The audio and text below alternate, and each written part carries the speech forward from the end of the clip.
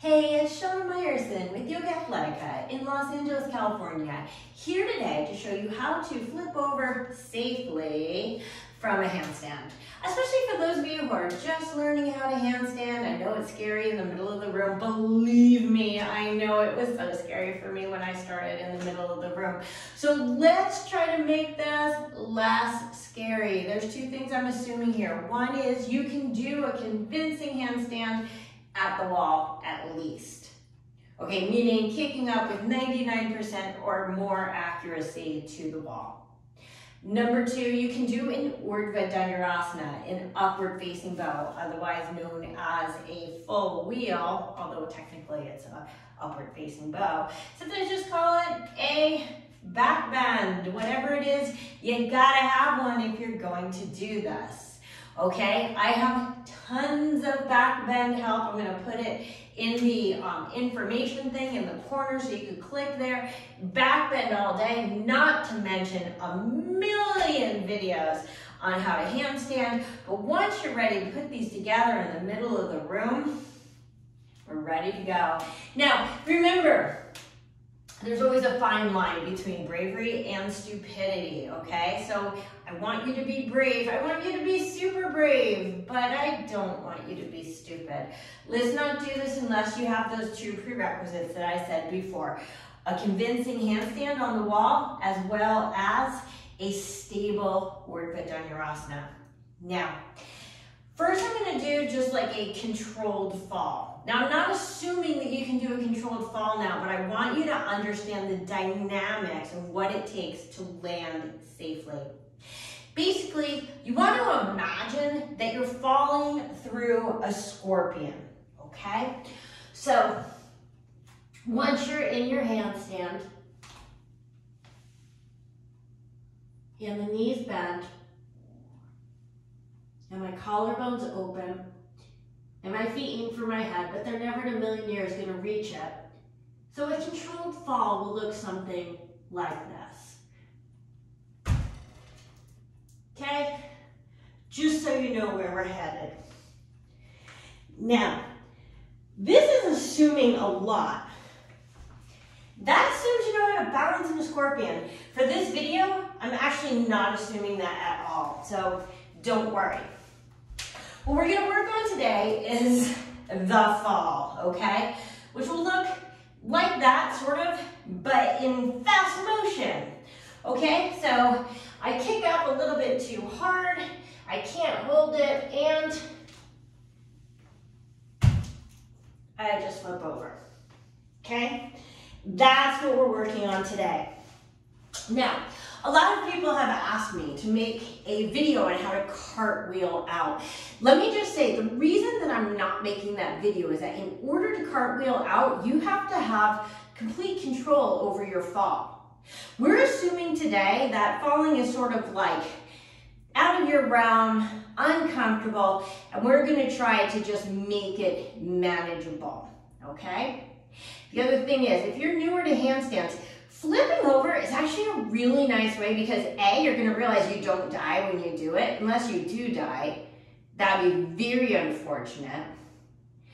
But most people don't. In fact, I've never even seen anybody hurt themselves in this, even though I've seen some pretty big falls, like pretty big.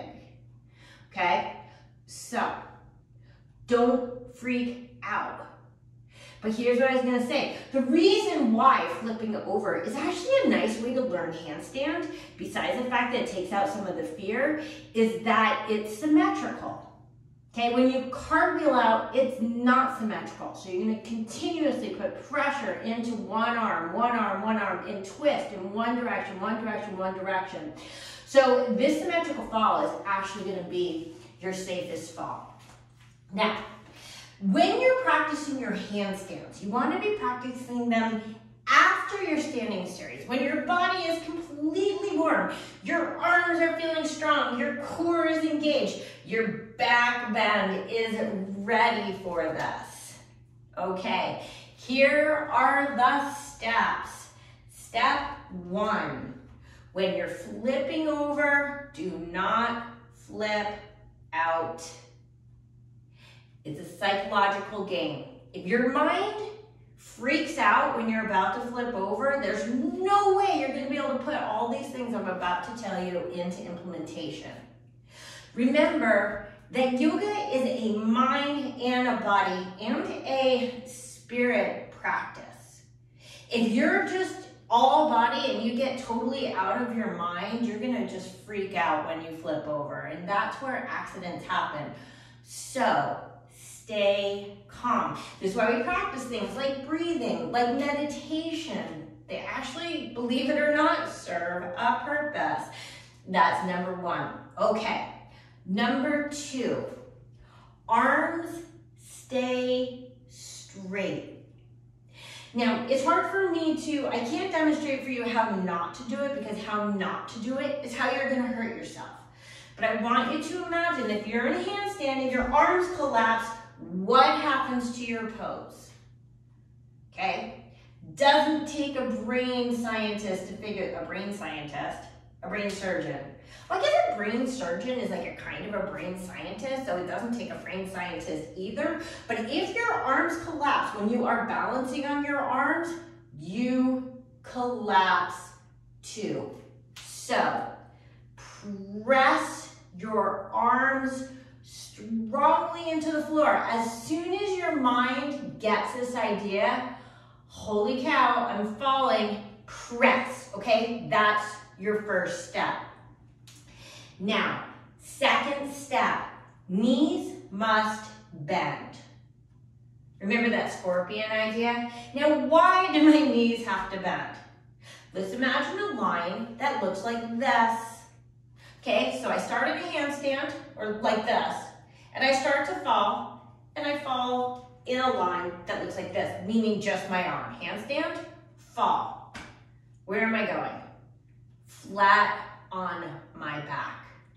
So not only do I want my knees to bend, but I want to land as close to my hands as possible. What does that mean? It means I need to bend my knees a lot, okay?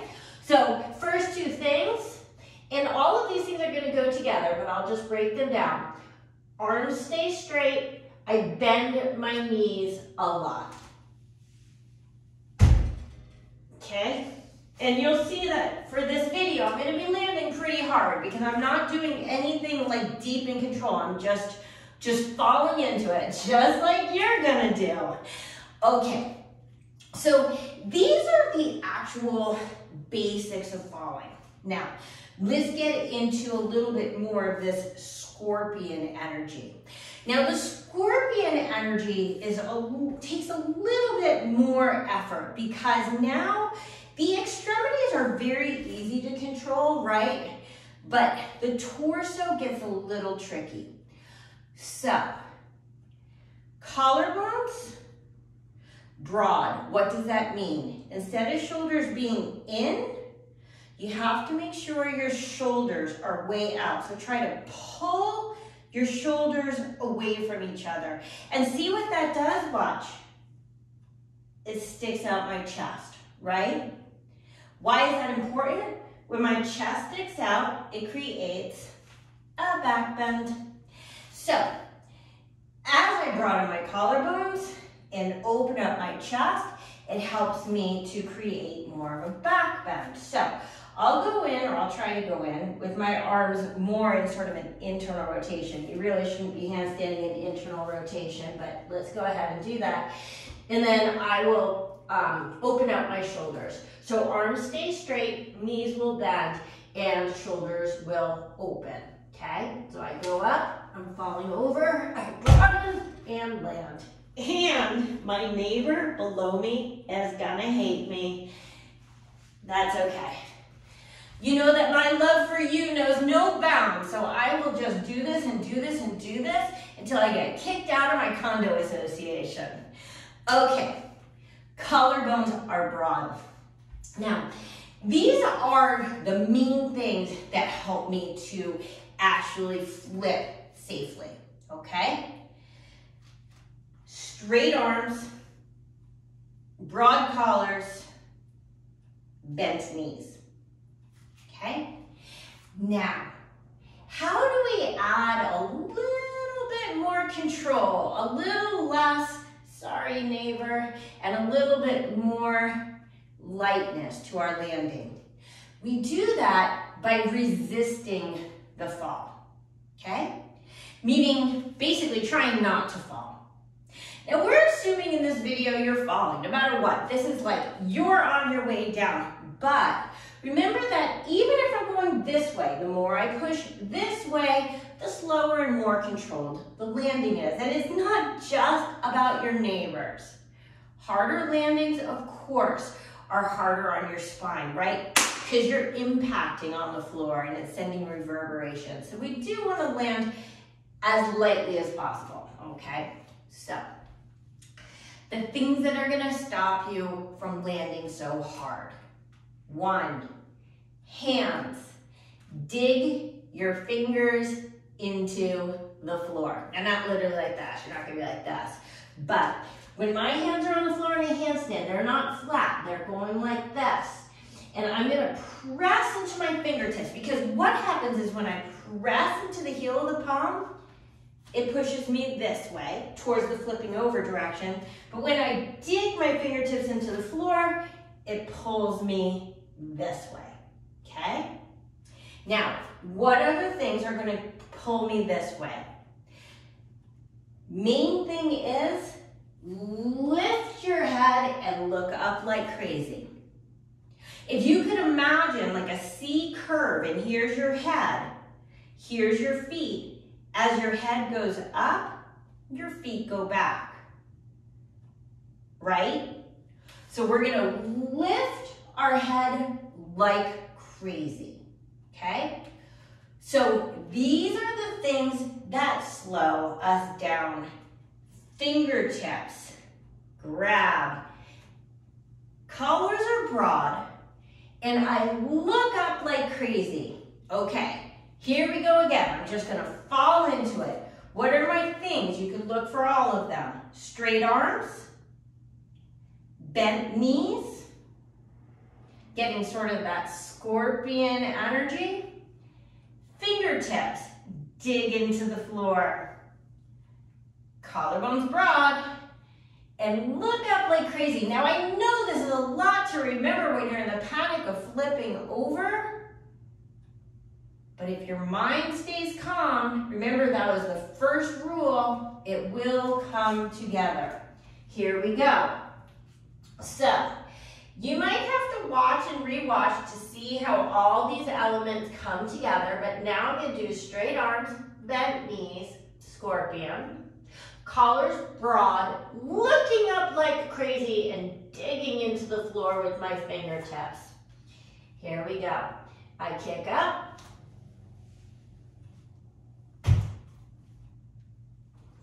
And you see, I wind up with a much lighter landing.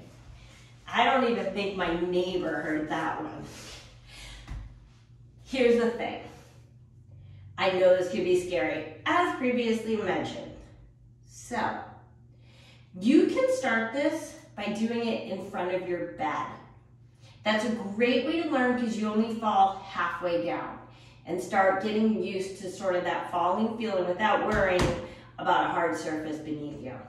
When I learned it at the bottom of a hill. So my hands were on the flat part, and again, the landing was on something soft and higher than my hands.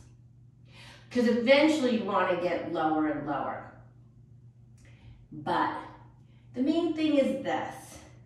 When you land the first time, and it turns out you're okay, it's going to give you a lot more confidence to practice your handstands in the middle of the room.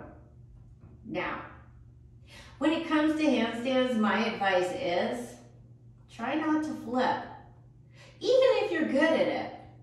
I always think personally that it's better to not quite make it up than to go over too far, because we're always looking for that control. But if you go too far, remember, stay calm. When you're flipping over, don't flip out. That's number one. Think scorpion, okay? Arms are straight, knees are bent a lot, okay? we stop the fall from landing so hard, dig your fingertips into the floor. Make sure your collarbones are broad and look up like crazy. Okay, one more time. Here we go, nice and light. I kick up. The only reason I keep dropping my head, by the way, is because I don't want to kick my wall. Okay, so I kick up, I'm just gonna flip over, but doing all the resistance in the fingers, in the chest, in the head, in the arms, in the legs, in the everything. Here we go, and bada boom, bada bing. Don't forget, I have a handstand drill a day, 31 one-minute drills here on YouTube, and a backbend drill a day, 31 Urdhva Dhanurasana. I don't know why that came out so weird.